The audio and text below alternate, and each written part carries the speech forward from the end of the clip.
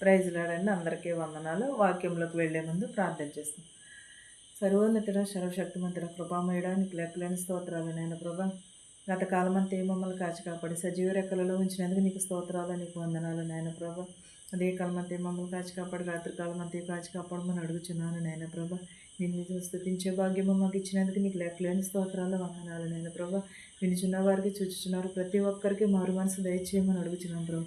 విరిగి నలిగిన హృదయమును దయచేయమని అడుగుచున్నాం ప్రభా.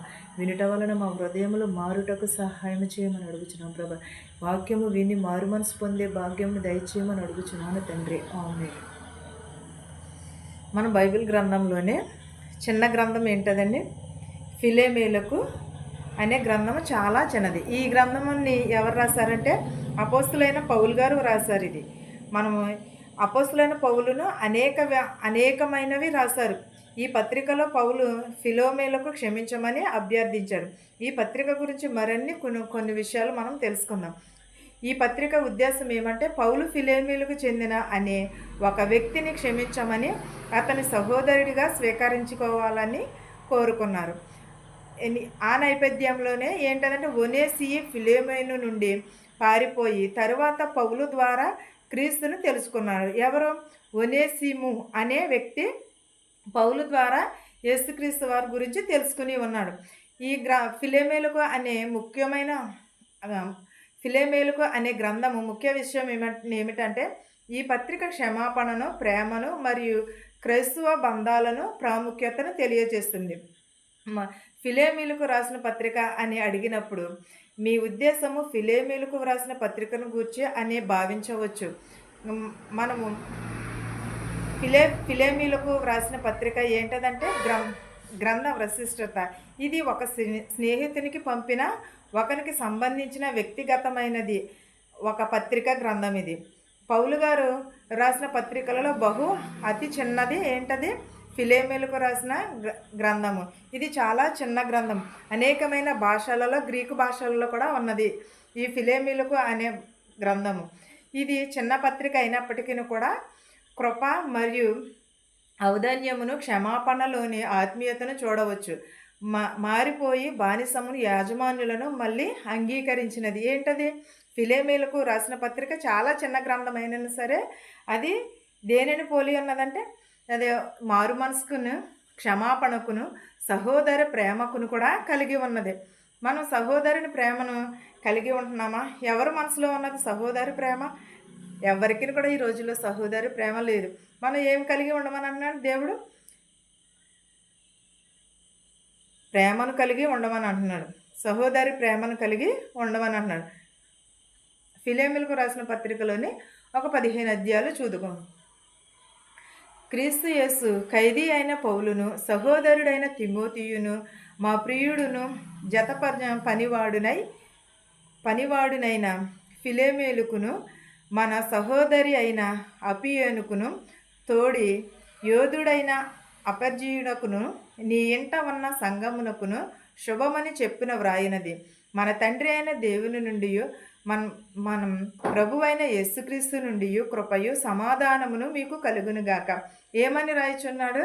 ఫిలెమోనుకు పత్రికలో పౌలు గారు సహోదరికిని, తిమోతికిని, జతపరిచిన వారికిని, ఫిలెమోనుకును, మన సహోదరులందరికీ కూడా మన సంఘము తరపున శుభమని చెప్పిన తండ్రి యొక్కయు, కుమారుని యొక్కయు, మన ప్రభువైన యేసుక్రీస్తుని యొక్కయు అందరికీ ఏమి కలిగి ఉండమని అన్నాడు? సమాధానము కలుగునుగాక అన్నాడు. నీ ప్రేమను గూర్చి ప్రభువైన యేసు ఎడలను, సమస్త పరిశుద్ధుల ఎడలను నీకు కలిగి ఉన్న విశ్వాసమును గూర్చి నేను విని ఉన్నాను. ఏమి కలిగి ఉన్నదని? ఫిలెమోనుకు ఏమి కలిగి ఉన్నాడు? నీ ప్రేమను గూర్చి ప్రభువైన యేసు ఎడల, సమస్త పరిశుద్ధమైన ఎడల నీకు కలిగి ఉన్న విశ్వాసమును గూర్చి ప్రేమను గూర్చి నేను విని ఉన్నానని అంటున్నాడు. నా ప్రార్థనల యందు నిమిత్తము విజ్ఞాపన చేయుచు ఎల్లప్పుడూ నా దేవునికి కృతజ్ఞతాస్తుతులు చెల్లించుచు క్రీస్తును బట్టి నీ యందున్న ప్రతి శ్రేష్టమైన వరము విషయమై నీవు అనుభవపూర్వకముగా ఎరుగుట వలన ఇతరులను నీ విశ్వాసమందు పాలివారగుటకు అనునది కార్యకారి కావాలననియు వేడుకొనుచున్నాను. సహోదరుడా, పరిశుద్ధుల హృదయములు నీ మూలముగా విశ్రాంతి పొందినందున నీ ప్రేమను బట్టి నాకు విషయమై ఆనందమును ఆదరణను కలిగి ఉండను. ఏంటిది? క్రీస్తుని బట్టి ఉన్న మనము శ్రేష్టమైన వరమును మనము ఎరుగుట వలన విశ్వాసమందు పాలువారమగుటకును కావలసిన సహోదరుల పరిశుద్ధుల హృదయమును మూలముగానే విశ్రాంతి పొందిన ఎడల ప్రేమను బట్టి నాకు విశేషమైన ఆనందమును కలుగుచున్నది. విశ్రాంతి అంటే దేవుని సన్నిధిలోకి వెళ్ళుట విశ్రాంతి. విశ్రాంతి దినం అనగా ఎప్పుడు? ఆదివారం ఏంటది? పునరుద్ధాన దినము. కానీ విశ్రాంతి దినం అనగా శనివారం వస్తుంది. ఏ యూదులనేంటి ఎక్కడి నుంచి అయినా సరే విశ్రాంతి దినం అంటే శనివారం వస్తుంది. దేవుడు లేచిన రోజున మనం ఆచరిస్తూ ఉంటున్నాం.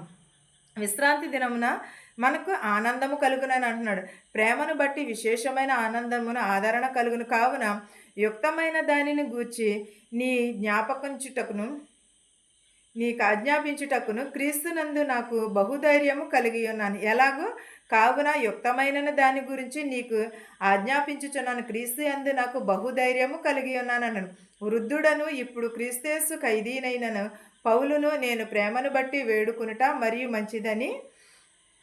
మంచిదనుకుని నా బంధకములలో నేను కనిన నా కుమారుడకును ఒనేసియు కోరేము నిన్ను వేడుకునిచున్నారు. ఎలాగో వృద్ధుడైనప్పుడు ఎవరి మీద ఆధారపడి ఉంటాం? మన బిడ్డల మీద, దేవుని మీద మాత్రమే ఆధారపడి ఉంటాము.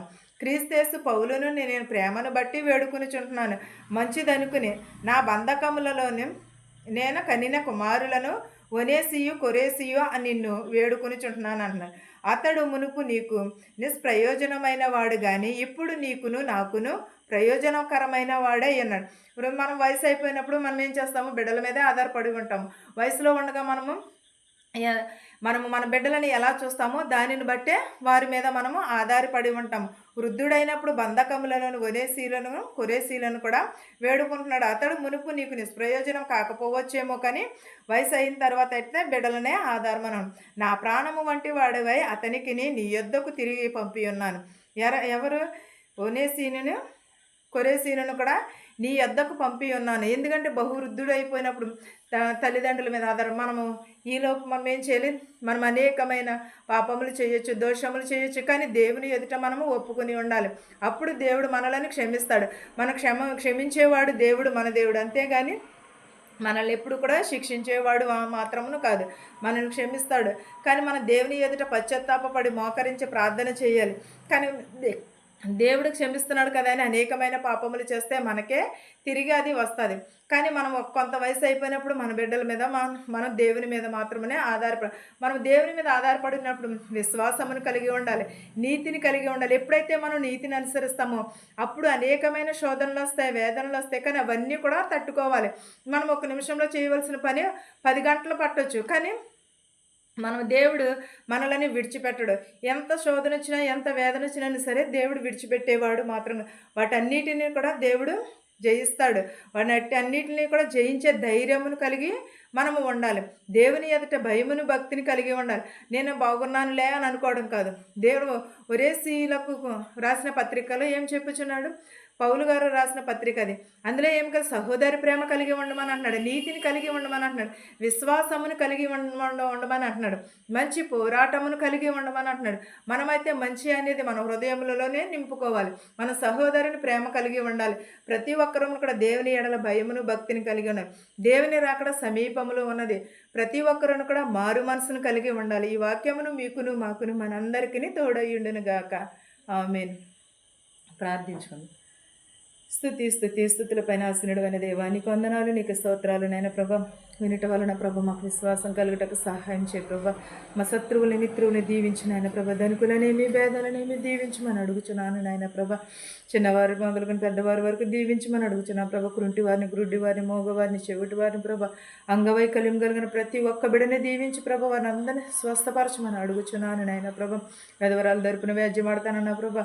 విధవరాలు బిడలను దీవిస్తానన్నావు ప్రభా. ప్రతి ఒక్క బిడని దీవించమని అడుగుచున్నాను నేను ప్రభా. యవనస్తులు త్రెట్టులు పోకుండా నీ పాదాలు చెంత చేర్చుకోమని అడుగుచున్నాం ప్రభా. బాలికలని బాలింతలని దీవించమని అడుగుచున్నాం ప్రభా. వృద్ధాప్యంలో ఉన్న వారిని ప్రభా దీవించమని అడుగుచున్నాను నాయన ప్రభా. అనేకమైన శోధనలు వేదనలో ఉన్నారు ప్రభా, వారందరినీ స్వస్థపరచమని అడుగుచున్నాను నాయన ప్రభా. స్వస్థపరచు యెహోవా అని నేనే అన్నావు నాయన ప్రభా. వినుట వలన ప్రభా విశ్వాసము కలుగుటకు సహాయం చేయమని అడుగుచున్నాను నాయన ప్రభా. ప్రతి ఒక్కరు హృదయములను మార్చమని అడుగుచున్నాను నాయన ప్రభా. నీకు స్తోత్రాలు వందనాలు యేసయ్యా. నాయన ప్రభా, ఎవరినైతే మర్చిపోయింటే వారందరినీ కూడా జ్ఞాపకం చేసుకోమని అడుగుచున్నాను ప్రభా.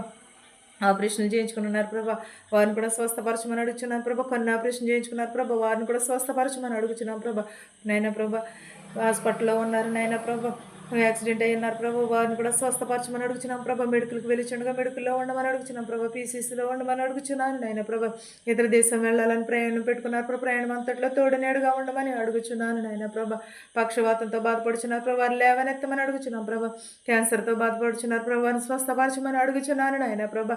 ఎవరింట్లో ఏ శోధన ఉన్నదో మాకైతే తెలియదు, కానీ నీకు తెలుసు నాయన ప్రభా. సమస్తమును చూచుచున్నవాడు నాయన. విరిగి నలిగిన హృదయమును దయచేయమని అడుగుచున్నాను నాయన ప్రభా. వినట వలన విశ్వాసము కలుగుటకు సహాయం చేయమని అడుగుచున్నాను ప్రభా. మారు మనసు దయచే ప్రభా. విరిగి నలిగిన హృదయమును దయచేయమని అడుగుచున్నాను నాయన ప్రభా. నాయన ఎవరెవరైతే ఏ చేతి పనులైతే చేయించున్నారో ప్రభు, వారి చేతి పనులను దీవించమని అడుగుచున్నాను నాయన ప్రభా. ఆశీర్వదించమని అడుగుచున్నాను నాయన ప్రభా. నాయన ప్రభా, బస్సులో వెలిచిన, రైల్లో వెలిచిన, హెలికాప్టర్ ట్యాక్సీలో వెలిచిన వారి వారి గృహాలకి సురక్షితంగా చేర్చమని అడుగుచున్నాను నేను. పిల్లలు లేని వారికి పిల్లలు దయచేయమని అడుగుచున్నాను ప్రభా. గర్భిణీ స్త్రీలకు సులువైన కనుక దయచేయమని అడుగుచున్నాను నాయన ప్రభా. మా శత్రువులు మిత్రువులు కూడా దీవించమని అడుగుచున్నాను ప్రభా. మా సంఘాన్ని మా దేశాలను దీవించమని అడుగుచున్నాను నాయన ప్రభా. ప్రతి ఒక్కరి కుటుంబంలో శాంతిని సమాధానమును దయచేయమని అడుగుచున్నాను నాయన ప్రభా. ఇంకను ప్రభా, ఎవరినైతే మర్చిపోయింటే వారందరినీ కూడా పేరు పేరు చెప్పిన దీవించమని అడుగుతున్నాను ప్రభా. ప్రతి ఒక్కరికి ప్రభా మారు మనసు దయచేయమని అడుగుతున్నాను నాయన. విరిగి నలిగిన హృదయమును దయచేయమని అడుగుతున్నాను నాయన. నా ప్రార్థనను నీ పాసాన్ని చేర్చుకోమని యేసు నామములో అడిగి వేడుకొనుచున్నాను తండ్రి, ఆమేన్. పరలోకమందున్న మా తండ్రి, నీ నామము పరిశుద్ధపరచబడును గాక, నీ రాజ్యం వచ్చును గాక, నీ చిత్తము పరలోకమందు భూవేందు నెరవేరినట్లును మా అనుదిన ఆహారం నేడు మాకు దయచేయము. మరణస్త్రను మేము క్షమించిన ప్రకారము మరణములను క్షమించుము. దుష్టుని నుండి శోధన నుండి తప్పించుము. రాజ్యమును శక్తియు మహిమయు నిరంతరము నీవై ఉన్నావు మా తండ్రి, ఆమేన్ ఆమేన్. చూచుచున్న వారికి వినుచున్న వారికి సదాకాలమని కృపతోడై ఉండును గాక, ఆమేన్. అందరికీ వందనాలు.